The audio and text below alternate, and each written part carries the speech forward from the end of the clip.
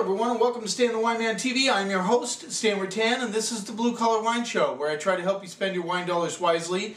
And I am continuing on the Washington wine theme. We got a couple more videos of Washington wine, and on Monday I'm going to do the local vineyards, San Juan Vineyards, just to finish up the month. You know, I feel it's right to do Washington wines for the month of August. I'll do it again in March, the original Washington wine month. And we're going to start out, show a little diversity, not a ton, of course, but we're going to start out with Treveri Blanc de Blanc Brut, Method Champenois, Columbia Valley Sparkling Wine. These guys are really cool. I can't remember exactly where their facility is, but we went and visited it. Of course, it's in Eastern Washington, in a warehouse. And these guys are really serious about making sparkling wine. They make a ton of different kinds. They make a sparkling Syrah, sparkling Riesling. They just do a ton of different wines. So this is their Blanc de Blanc Brut. Blanc de Blanc would indicate what? That it's Chardonnay based, if not 100% Chardonnay. All right. So Treveri Cellars out of Eastern Washington. I wonder if they give their address on here. Treveri Cellars, something, Wapato. That was it. Wapato, Washington. Yeah, I was really impressed when I visited the facility of the quality of the sparkling wine, how dedicated they were into making sparkling wine. The way they do it in Champagne, of course, you can't imitate that because of the terroir. But by the same token, you can try and imitate the method and the quality that comes out of there. And Mountain Dome has long been one of the major, I guess you would say, boutique sparkling wine producers. Now Treveri's come along. And of course, there's some other places that do it. But Treveri actually is on the map, has large distribution throughout the state of Washington. I think they're in other states also. And of course, St. Michel has been doing, Domaine St. Michel has been doing sparkling wine for a long time. Let's see what we get on the nose. I get that nice yeasty marzipan thing going on. A little bit of apples coming through. A little bit of a nutty component, which is really cool. Let's see what we get on the palate.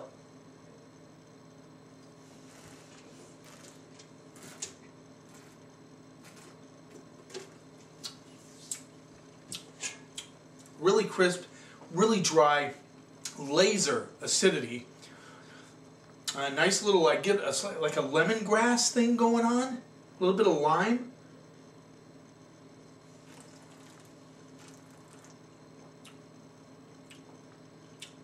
And kind of like you took a little bit of lemongrass, lime, you know, whipped it up with some Granny Smith apple.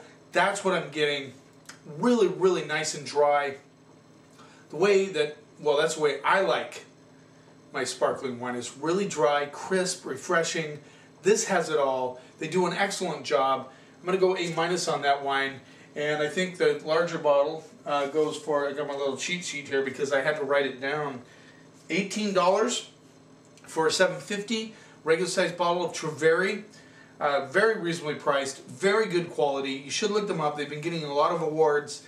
You know, they're really, really good. In Washington State, they're distributed by Veers Distributing, and very nice sparkling wine. Good stuff. A-. Let's move on. New item. 9 Hats Benches Vineyard Horseheaven Hills Pinot Gris 2014. This rolls in at $12, and this is part of the Long Shadows Winery. This is like their, well, the 9 Hats indicate they have 9 winemakers that, and this is leftover juice. They actually have, I believe it's 9 winemakers, including Gilles, who is the sort of the coordinating, orchestrating winemaker, and all the different ones come in, including Michel Roland, Randy Dunn. They all come in from different areas, and they say how they want their wine made. So they make a cab, they make an Italian wine, they make a sequel Syrah, they do a Merlot, that's Michel Roland. I think Randy Dunn is the cab. Anyway, these guys come in. It's sort of a concept that Alan Shoup thought up, who worked for who ran Saint Michel for a long, long time. So 9 hats represents the 9 winemakers. I'm not sure if it's 9 though. Sorry. Anyway, but it comes from Long Shadow. Gilles is the guy that is the mastermind behind this 9 hats wine. And it's a good value play. I mean, most of their wines are very, very expensive. In fact, they're all expensive. I can't remember the name of their Riesling for some reason. It's not coming to me. I tried to think of the name of their Riesling. But anyway, that's the least expensive, and that's still in the $20 range. So, you know, most of their wines go from $60, $70, $50 to $60, and they're very good. It's a very cool winery to go visit. It's in Walla Walla, and, you know, very techy, you know, ultra modern, but very good. And if you have to make an appointment to get there, but you know, once you're there and trying the wines, you really like a nice golden color on this Pinot Gris. Like that a lot. Pinot Gris, of course, is very popular. Not my go-to white, but there are many that I've found that I like. I'll be honest, it's not my favorite varietal, but you know, I'm not closed-minded at all, and so I still try them, still rate them. You know, that's the way I feel about it. A lot of apples on this wine, almost like a dusty apple component, like they left a little dust on the apple skins. Get some nice little vanilla component coming through. Almost like it reminds me a little bit of perfume, like maybe somebody in their 30s to 40s would wear. If that makes any sense to you, that kind of generation, you know what I'm talking about, the kind of perfume. Like very vanilla with a little bit of apple thrown in, but not a huge vanilla character, but just a little bit. Let's see what we get on the palate.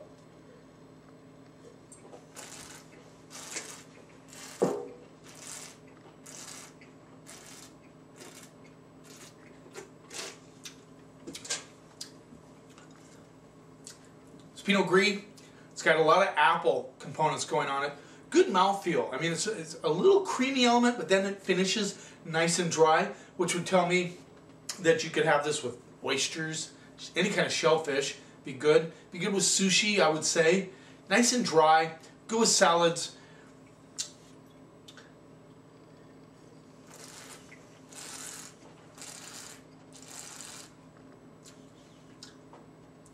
Yeah, I actually like the finish. Get a little bit of the apple skin component coming through.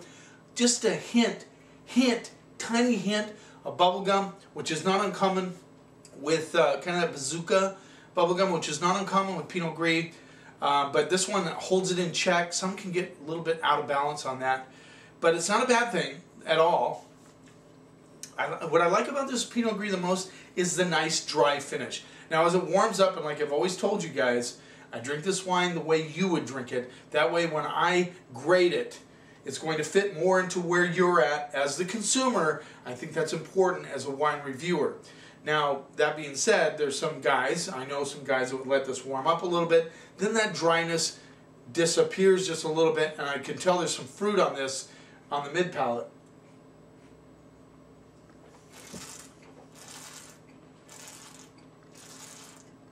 I get a little hit of orange peel coming through on the mid palate. And like white flowers, I like this wine, you know. I'm going to go B+. I think, you know, $12, it's a good representation of Washington Pinot Gris. You know, it's Bench's Vineyard, so it's a vineyard specific. Horseheaven Hills, great appellation in Washington State. Big appellation in Washington State. I think it's probably one of the bigger ones compared to, well, Yakima is pretty big. I think it would go Columbia Valley, Yakima, and then Horseheaven Hills. But I think that when you're talking Columbia Valley, that encompasses all of them. And then there's specific AVAs inside the Columbia Valley AVA. Columbia Valley covers a huge amount of area in Washington State. But I love it when wineries put vineyard specific and an AVA besides just Columbia Valley, because it really gives a consumer an idea of the area, what type of fruit comes from there, how it expresses itself. If you're paying attention to that kind of thing, that's really cool to do. And I really like this Pinot Gris. I'm going to go B+. Like it a lot for $12. Good value. So Columbia, bought out by Gallo. And you know, I have to say, to be quite honest, I'm impressed with how Gallo is handling all their acquisitions. I think they just got a Talbot winery, but they're not, it's really cool because they're not doing anything really bad. They're actually improving it or tweaking it just a little bit. In the case of Columbia, which was headed up by David Lake, I mean originally wasn't, but David Lake's kind of the guy behind Columbia Winery, did a ton of varietals. I mean, they did everything: Syrah, Merlot, Cab. I think they did a blend, they did Riesling, they did Gewürztraminer, they did Pinot Gris, they did everything. Now, Gallo acquired them. They've narrowed it down to just Cab, Merlot, and Chardonnay. This is their 2013 Chardonnay Columbia Valley. They revamped the label. They did a cool job on the label. And this one rolls in at $13. There you go. Cool label. I think they did an excellent job. I give them an A+ just for a label change. They got a winemaker, I can't remember his name off the top of my head, but he's got French influence. So let's see what we get on the nose with this Chardonnay.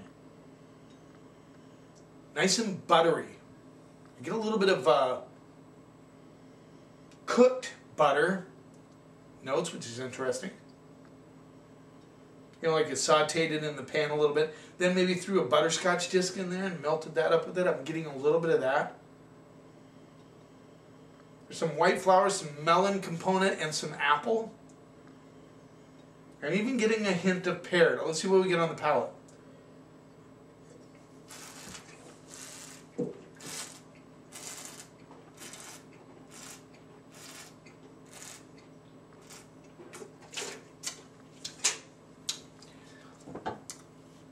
Nice balance.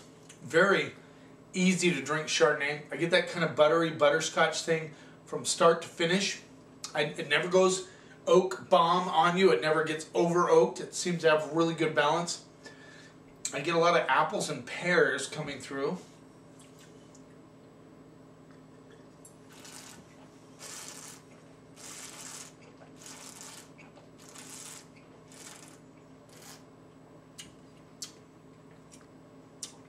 Again, and I tasted a Chard not too long ago where I say, this is a nice crossover Chardonnay for those who like not so buttery and oaky to buttery and oaky. It strikes a nice balance in between there.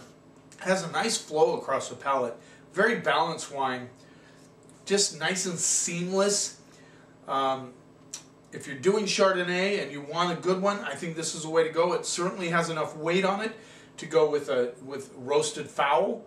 And yet it's, you know, just edges off being too heavy to go with things like sushi, to go with things like an oyster, maybe with a little Parmesan on it, barbecued on the Barbie.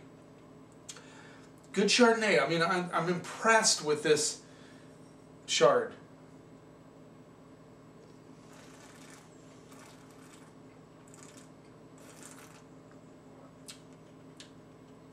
Yeah, and that cooked kind of buttery thing comes through a little bit right at the beginning of the mid palate. I'm going to go B+, A- on that. I think that's a very good Chardonnay for $13. If you're looking for a good Washington Chard that you want to enjoy and you want to find a balance kind of in between all of the things that people are looking for, there's, you know, the unoaked Chards and the oaky Chards, and this is kind of strikes a nice balance. Nice effort by Gallo. I'm going to say Gallo. I can do that. Now we're moving on. 2014, Owen Rowe, Abbot's Table, Columbia Valley. This rolls in at, well, I got a hot deal on it right now at the store. I'll just tell you right now, we're rolling in at $20 a bottle. But usually it's around $26. So, if you're in Friday Harbor and you want a good deal on Abbot's Table, look me up.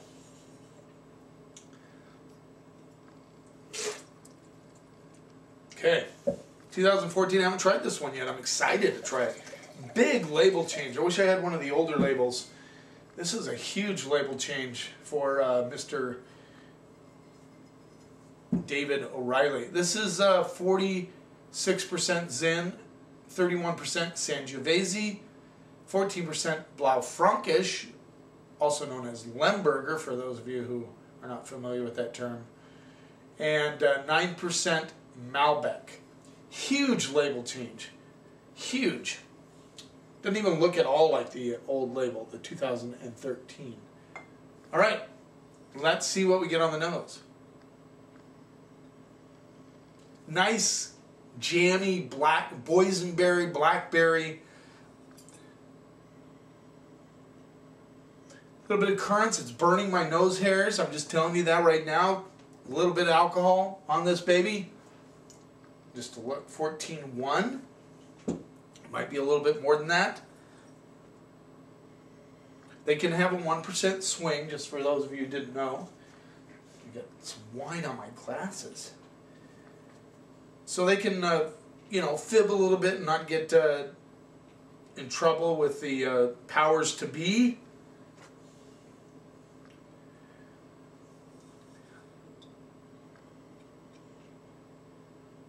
Really, really deep, rich fruit. I mean, right off the bat, that's all I'm getting is just that black, you know, deep blackberry, deep boysenberry. I get that cherry kind of currant thing going on. I'm even getting a little bit of ripe strawberry on the back end. Let's see what we get on the palate.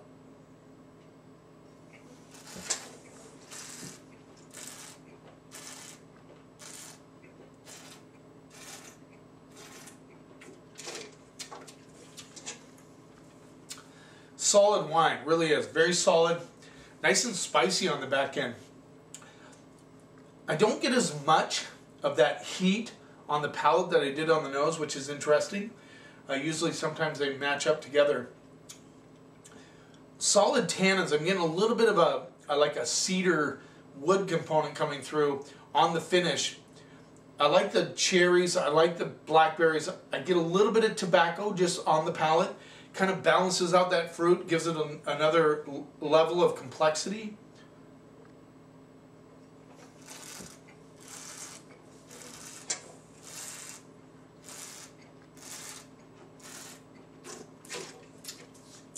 This is a baby also. It's very youthful. It's a 14, which is kind of encouraging. It's always cool to see wineries. If you want to know how popular their wines are, look at what vintage they're on. Sometimes it's a production thing. I get that. But if they're a smaller winery, Owen Row isn't huge, isn't St. Michel, all those.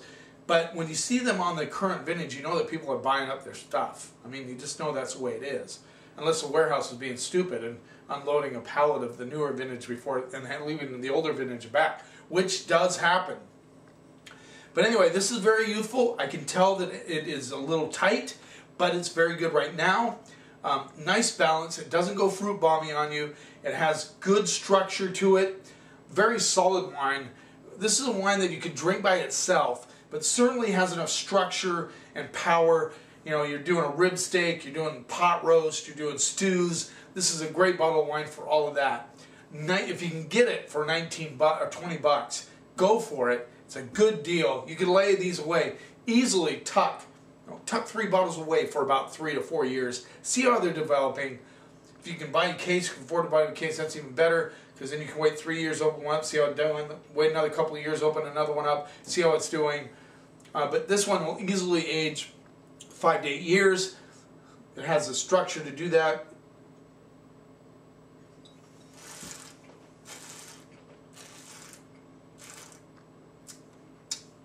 Get a little black olive coming through.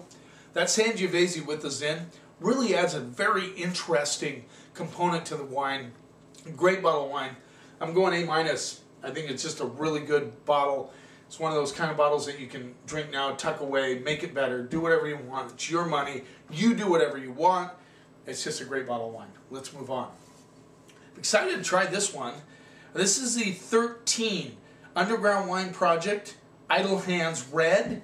Predominantly Syrah, if not all Syrah, and it's Red Mountain fruit. As you guys, all of you know that have been watching these videos, I love Red Mountain fruit, and this is a effort by Mark Ryan McNeely of Mark Ryan Winery fame and Trey Bush of Sleight of Hand's Renegade Wine Company fame. So I'm excited to try the 13. Tried the 12, really liked it. My friend Josh Maloney said 13 is a good vintage, also out of Washington. It's funny, I just talked to a customer who said they haven't tasted any 13s they like yet. Thus the world of wine, right? Very subjective, very subjective. Remember that. This is my palate. You have your own palate. Hopefully you understand where I'm going with my palate, but always trust your own palate. Let's see what we get on the nose. Oh, God. I love that bacon fat that comes through on these Syrahs.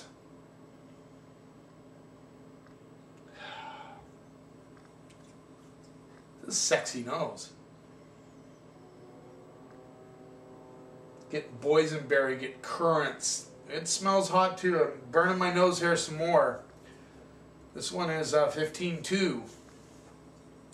Red Mountain's such a classic area though, especially for Syrah. Just that nice smoky bacon fat, a little bit of ham, boysenberries, currants all coming through, a little bit of tobacco coming through. Very perfumed. I'm getting like a, you know, that perfumed soap element coming through, but it doesn't smell like soap, you know what I mean? It's that kind of perfumey element on the palate, on the nose. Beauty of a nose. Really, I could smell this 15-20 minutes and not be embarrassed. But I don't want to hold you up, so let's see what we get on the palate.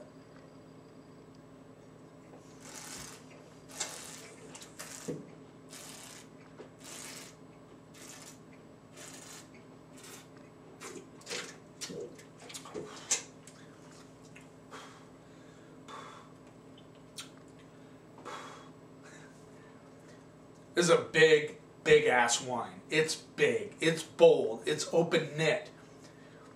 But yet at the back end, it has that acidity that kind of closes it up. So it hits your palate like boom, then it goes, I'm still young, I might be brash, still young, holding back just a little bit. This has that big, bold, bacon fat, boysenberry, plum, currants coming through right up front.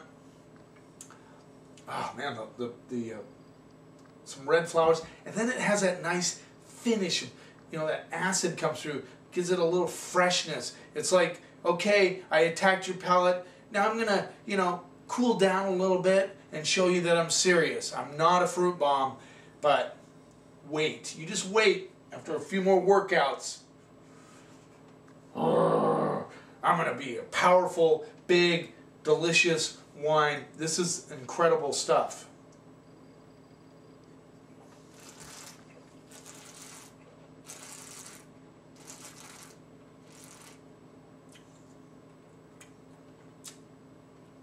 Get a little bit of a licorice component on the mid palate, but I'm telling you, hear me out on this one. For those of you who are afraid of fruit bomb, this is great structure. And as you finish up on this wine, it gets just that nice acid saying, you know, have a little food with me. You know, throw a little ribeye steak on there, throw a little tri-tip, throw a pot roast out there, throw a stew, throw out some hamburgers with blue cheese. Then we're talking. Then you can drink me now.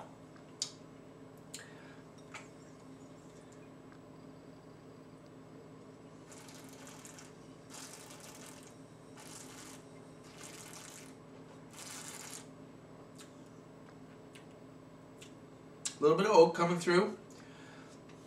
It's a baby, just like the one before it. The Abbot's Table, this is a baby. A little bit more open knit up front, but boy, I tell you, at the end, it just, like I said, it kind of shuts down just a little bit.